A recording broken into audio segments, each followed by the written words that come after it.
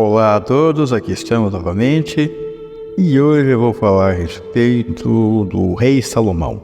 Inicialmente eu preciso dizer para vocês o seguinte, lá no canal Sapere Aude, é um canal voltado à cultura, alta cultura e coisas assim, tá?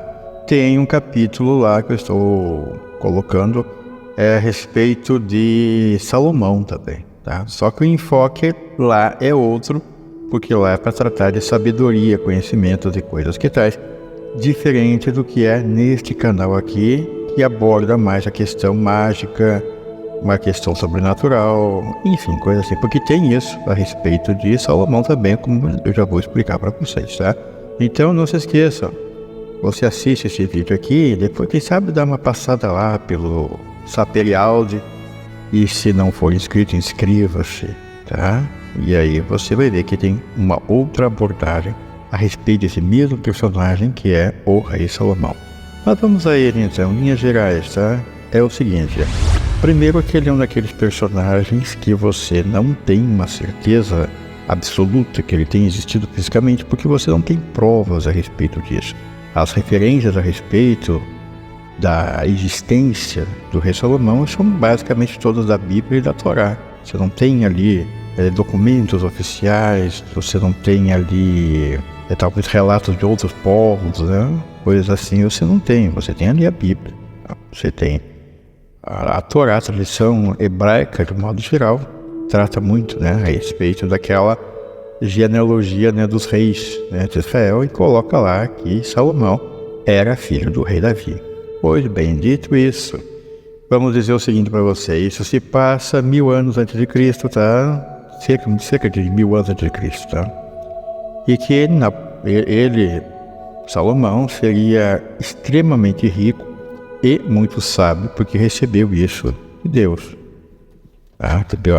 A sabedoria, né? E foi agraciado com riquezas assim imensas, é tido como o rei mais rico do mundo até então, tá? Embora ele esteja mais no campo das lendas do que uma coisa factual, mas ele é tido como um dos mais ricos, né? A origem dessa fortuna, né, de onde é que vinha isso, é uma coisa meio obscura até hoje. Se diz lá, na Bíblia principalmente, né, esses livros assim como Livro de Reis, né, Crônicas, até próprio Eclesiastes, né, diz que ele tinha uma frota de navios que saía para um destino desconhecido e voltava abarrotado de ouro, prata e outras coisas maravilhosas, né? Menciona a palavra Ofir. Até hoje a suspeita é que as minas do rei Salomão, como são mais conhecidas, se localizavam na Etiópia. Porque acontece uma coisa, uma curiosidade para você, tá? Para você ver que aqui você sempre aprende alguma coisa nesse canal, tá? O único lugar do mundo onde tem judeu raiz, né, além de Israel, é na Etiópia. Você nunca ouviu falar dos judeus etíopes? Pois então você dá uma pesquisada aí, você joga no Google e vai ver lá, judeus etíopes, né?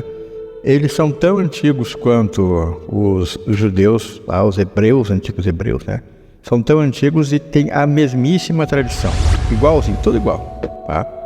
Eles aprenderam isso em algum momento, né? E a maior suspeita é que houve um momento em que ali foi uma colônia de Israel, porque ali seriam as minas do rei Salomão, então aquela população local assimilou a cultura e principalmente a religião do povo hebreu que estava ali administrando aquelas minas. É o que se tem, porque é o que explicaria também por que de repente só ali naquele pedaço ali do mundo surgiu também digamos assim, um protetorado hebreu e só ali, tá? Então só tinha no mundo de hebreu, só tinha lá em Israel e ali na Etiópia. E a mesma tradição, a mesma cultura, tudo igualzinho. A hierarquia, sabe, a devoção a Deus ali é igualzinho, tá? Tudo igual. Foi muito bem. Ele construiu o primeiro templo de Jerusalém. Agora tem uma coisa aqui, gente. Tem uma bobagem que circula por aí chamada clavícula de Salomão. Você deve ter ouvido, você que gosta desse sistema deve ter ouvido falar isso, né? As clavículas de Salomão. Tem lá uns pantáculos lá também, tá? É tudo clavícula de Salomão. Eu já não gosto desse nome aí, clavícula de Chaves, né? Claves são chaves pequenas, né? E clave, do latim, né? A chave. Clavícula, portanto, é uma chave pequena. Então são assim, ó, como que pequenas demonstrações do conhecimento, digamos, nebuloso de que Salomão era detentor, tá? Isso é uma mentira deslavada, não tem nada que associe as tais clavículas, né, com Salomão, não tem nada a ver uma coisa com a outra, né? Isso é uma bobagem da Idade Média, né? Na Idade Média apareceu alguma besteira dessas aí e atribui a Salomão. E eu vou dizer por quê. Você sabe que a obediência a Deus entre os reis de Israel era uma coisa assim ferrenha, não se admitia ali que você fizesse uma coisa minimamente diferente do que Deus mandou você fazer, né? Depois você vê direitinho para você o nome do sujeito lá, é um rei desses de Israel que perdeu o trono por quê? Não é o Salomão agora, é o trono de outro rei aqui, tá? Porque Deus disse a ele, tá? Olha, você... E, aliás, Deus falava através dos profetas, né? Mas disse ele, você vai a tal lugar, conquista aquela região lá, né? Destrói aquela cidade, não faça prisioneiros. Porque tinha um Deus ali meio estranho, né? Um Deus ali que... Eu vou levantar essa tese mais a fundo aqui, tá? Aquele Deus que parecia mais um alienígena irado, né? Parecia assim um general alienígena assim meio doido, assim, né?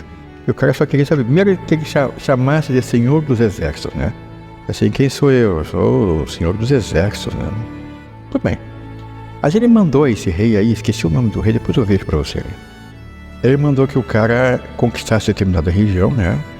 E que não era para fazer prisioneiros. E ainda disse o seguinte, ó, derrube as cidades deles, matai a todos, inclusive os seus animais, e depois ocupai aquela região, porque essa é a terra que te dou. Tá? Eu pensei, não faça prisioneiro. Não é para sobreviver ninguém, aquele povo lá que eliminar todo mundo. Tá bom. Mas aí esse rei foi, matou todo mundo, exatamente como foi dito para fazer, né? Mas ele viu umas mulheres lá que eram assim muito interessantes. Então ele trouxe 10 mulheres lá do inimigo para o seu harém pessoal. E daqui a pouco ele tá lá na sala do trono, né? Daqui a pouco entra lá com o pé na porta quem? Profeta. O profeta chegou lá e disse assim, ó, o que fizeste? Ele disse assim, o que eu fiz, como assim? O que foi que tu fizeste? Porque Deus mandou-me aqui para dizer-te que tu desobedeceu a palavra dele. Disse, não desobedeci não. Assim, ó, tu fizeste prisioneiros? Ele disse, não, prisioneiro não. Tu não trouxeste ninguém cativo. Eu trouxe umas mulheres aí. Mas Deus não disse que não era para fazer prisioneiro, não trazer ninguém, que ninguém sobrevivesse lá. Mas eram formosas. Traz essas mulheres aqui. Aí ele mandou vir as mulheres, né? Cara, tá lá na Bíblia. Eu vejo pra você depois, tá? Como disse, isso aqui improvisa, não anoto nada aí. Eu sei que é o seguinte, o profeta esse aí pegou a espada do rei, da cintura do rei, e ele mesmo cortou a cabeça das 10 mulheres, ali na frente de todo mundo, ó. Aí o profeta, depois de cortar a cabeça dessas mulheres, jogou a espada no chão, no meio do sangue, e falou assim, agora ouve as palavras do Senhor para ti. Aí entrou em transe e apontava o dedo na cara do rei, esse aí, dizia para ele assim, ó, tu me desobedeceste, tu não observaste o que te ordenei, portanto, ouve agora o que te digo. Prepara os negócios de Estado, põe tu todos os assuntos de Estado em dia, faz os preparativos para a transição, porque em 10 dias eu vou te matar. Tá? E saiu do transe, né? E o profeta disse assim, bom, Deus mandou dizer isso aí para você. Cara, dito e feito, tá? Em 10 dias o homem caiu morto ali, sentado no trono. Está na Bíblia, algum lugar ali eu vejo para você, mas até deve estar em crônicas mesmo. Não, reis, Está no dia de reis isso aí, tá? Mas tá lá. O cara tá lá no trono, lá no 10º dia, tá? Olha só, Deus deu a ele um prazo para ele botar os assuntos de Estado em dia, para ele acertar lá direitinho a coisa da transição, para não haver um vácuo, né? Uma briga de poder depois, né? Porque em 10 dias eu vou te matar. Deus falou para ele, né? Em 10 dias eu vou te matar. Tá? Pois dito e feito, vamos lá no trono lá, daqui a pouco lá, o cara caiu, tombou do trono lá. Caiu morto. Mas já tinha feito, né, os acertos para quem vai ser o sucessor, aquela coisa toda. Agora eu vou dizer uma coisa para você, falar sobre Salomão. Como eu disse, Deus era muito, muito exigente com relação à obediência à sua palavra, tá? Então, a princípio, Salomão ali, sempre muito agir, era muito obediente a Deus, né? E que tinha sempre que prestar culto a esse Deus, né, a Jeová, aquela coisa toda, tá? E aí, o que foi que causou a queda? A queda de Salomão, o que foi que aconteceu? Ele tinha um harém lá de 700 mulheres, tinha lá 300 concubinas também, né, que era um pouco mais do que aquelas do harém lá. Ele tinha 1000 mulheres, né? E acontece que ele era meio, digamos assim, liberal num certo detalhe ali, por exemplo. Muitas dessas mulheres, elas vieram de outros lugares. Elas foram presentes lá de algum outro rei, elas foram prisioneiras de guerra lá, capturadas em algum momento, enfim. Elas tinham várias origens, né? E elas tinham, assim, cultos diferentes, né, de deuses, né, de acordo com a região em que elas vieram, né? E ele permitia que elas prestassem culto a esses seus deuses lá, desde que isso não interferisse ali na sua função ali de entretê-lo sexualmente, né? Porque diz que o velho lá era, sabe, era uma coisa tenebrosa, né? Então aqui é o seguinte, ó, desde que vocês cumpram, né, o papel de vocês aqui, né, de mulheres do harém e concubinas, você pode cultuar o Deus de vocês lá, da região de vocês lá. E estava desagradando a Deus. Mas desagradou mais ainda quando ele deixou, inclusive, que uma dessas mulheres, que era a sua favorita lá, ela praticamente impusesse ali no palácio ali o culto a uma divindade lá, um daqueles deuses lá, tipo Baal, uma coisa assim dessas aí, né? Aí isso enfureceu a Deus.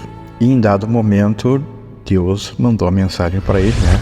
Dizendo, eu só não te derrubarei deste trono porque observo a promessa que fiz ao teu pai, o rei Davi, de que não interferiria no teu reinado. Porém, digo-te uma coisa, tu és o último dos grandes reis de Israel.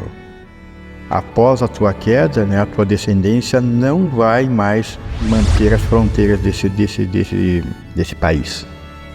Cara, dito e feito, Napoleão, sempre Napoleão na cabeça. Aqui, ó, o Salomão, logo depois ele ficou doente, a Bíblia não fala qual era a doença dele, diz que ele estava só afastado, né, dos negócios de Estado, né, diretamente, porque ele estava muito doente, e de repente ele morreu. Ele morreu e foi sepultado na cidade de seu pai, né, uma cidade ali perto de Jerusalém. E só aí, e o seu filho, né, o seu herdeiro, né, Roboão, nome do filho, assumiu o trono. Porém, rebeliões para toda parte, briga de poder, aquela coisa toda lá, né? O reino se dividiu em vários pedaços, surge ali então a Palestina, é uma região independente, né, de Israel. Enfim, a coisa até hoje é assim. Então, a origem desses negócios que a gente está vendo hoje é assim, aquela região apareceu lá naquela briga de poder, porque o Roboão lá, como disse Deus, ele não vai conseguir segurar. Tu, Salomão, é o último dos grandes reis de Israel, né? Toda a tua descendência ela não terá mais o brilho, né, que tu e teu pai tiveram, né? Então eles não tiveram, né, os descendentes, né, de Salomão não tiveram mais aquele brilho, né, aquela coisa, né, de outros reis. Então Israel desde então não é que entrou em decadência, mas não teve mais aqueles reis com aquele brilho todo, né? Deus, digamos assim, meio que se desgostou daquela descendência ali, meio que virou as costas, né? Tipo assim, para começo de conversa, né? Se você não sabe, fica sabendo. A própria existência de Salomão já é uma coisa assim que já era reprovável. Pelo seguinte, ele é filho do rei Davi, mas filho de Davi com quem? Com uma mulher chamada Betsabá. E quem era Betsabá? Era a mulher de um general do Davi. Só que o Davi viu aquela mulher, gostou tanto daquela mulher, eu quero essa mulher pra mim. Só que ela é casada, né, com seu general de confiança ali, né, general Urias. E o que foi que Davi fez? Olha, eu não posso tomar essa mulher, que isso ia desagradar muito, né, os meus oficiais, se eu simplesmente tomasse, né, usasse a minha prerrogativa de rei, né, essa mulher agora é minha, aqui, ela é casada, né. Mas se ela fosse viúva não ia ter problema. Então o que foi que ele fez? Ele mandou Urias para frente de batalha, dando ordens lá a generais superiores a Urias, já, que colocasse ele na linha de frente para mostrar sua bravura, para mostrar... Ele queria que matassem logo o cara, numa guerra lá, né? E mataram. Daqui a pouco chega, né, a Jerusalém, notícia, o general Urias morreu. Ai, que tristeza, vem cá, Betsabá. Vem cá que eu vou te consolar. E aí ficou com ela, e dali nasceu um filho. Então Salomão, ele é filho de Davi com a Betsabá. Então, gente, é o seguinte, a clavícula de Salomão, essa besteira, vocês vão encontrar esse livro por aí. toda vez que encontra tá lá, né? Escrito por Salomão. A autoria, né? O rei Salomão. Não, Salomão. Eu contei essa história aí de que ele deixou aquelas mulheres prestarem culto a outros deuses lá. E aquilo já foi suficiente para a queda dele. Agora imagina se ele tivesse metido com magia negra. Porque clavículo Salomão, Goethe, tá tudo no mesmo pacote. É a alta magia negra, aquilo ali, tá? Imagina se ele tivesse descambado para esse lado. Mas ele tinha um anel que invocava, ele não tinha coisa nenhuma. Imagina que ele vai estar usando magia ali. Ali tem que cultuar a Deus apenas, né? Observar lá as ordens de Deus, não sei o quê. Tem nada que está cultuando não sei o quê e sabe, fazendo oferenda para demônios e coisas assim, né? Mas as clavículas de Salomão diz que sim, não, isso aqui é um conhecimento sobrenatural das artes negras praticadas pelo rei Salomão. Olha aqui, se ele tivesse praticado isso, Deus tinha liquidado com ele logo de cara. E se só porque ele deixou a mulher dele fazer um culto lá a um deus estranho dentro do palácio, ele já perdeu o trono por causa disso. Imagina se ele tivesse entrado nessa de cultuar a magia negra lá dentro, e ele escrevendo isso. Que livro que ele escreveu? O livro de Provérbios. Está na Bíblia lá, Provérbios é a autoria, né, de Salomão. Agora imagina que ele fosse escrever também um livro lá ensinando como é que se faz a invocação de demônios de vários tipos. Está lá os chamados sigilos, né? Está ali os símbolos, né? Os pantáculos, tudo. Mas ele vai fazer um negócio desse, cara, e Deus ia deixar barato assim? Por muito menos ele perdeu o trono, mas quem queria perder se ele tivesse feito isso, né? De fazer um livro lá sobre a invocação de entidades, né? Malignas e coisa assim, tá? Então você não se deixe enganar por essa besteira, tá? Onde você encontrar lá clavículos de Salomão, fica sabendo que aquilo pode ser de qualquer um da Idade Média aí, mas de Salomão não é, com certeza. Garanto pra você que eu li aquela coisa de cima a baixo assim, tá? Depois até vou falar em outro momento, falar de São Cipriano também, que é outra coisa que tá mais ou menos nesse nível aí também. Clavículos de Salomão não são de Salomão. Alguém botou esse nome aí, São Grimório medieval, que levou esse nome aí, mas não tem nada que ver com o rei Salomão, tá? Mas eles criam uma biografia assim. Olha, eu só sei que para fazer aquela coisa ter um aspecto de veracidade, eles colocam uma biografia das mais absurdas ali, dizendo que você ia falar Napoleão de novo, dizendo que Salomão, no alto da sua sabedoria, descobriu que era possível conjurar as forças trevosas também, e por isso criou aquele código de regras ali para você invocar demônio também. Mas é que imagine que Salomão vai fazer um negócio desse, tá? Tá bom, então. Tá bom, meu amigo, se você tiver alguma dúvida a respeito de Salomão ou coisa que o vale, que você também não encontrar lá no Sapé e Auge, porque lá aborda um outro aspecto de Salomão, tá? Aí você pergunta aqui nos comentários, tá? Nunca esquecendo de deixar o seu like também, que isso é muito importante, eu sempre falo pra vocês, mas tem uns aí que esquecem, né? Eu vejo lá número de visualizações que não bate com o número de likes nem de dislike. Podia deixar pelo um dislike então, para mostrar que houve interação, mas nem isso, né? Mas tudo bem. Tá bom então? Por enquanto era isso aí, tá? Um grande abraço para vocês, daqui a pouco a gente se encontra novamente.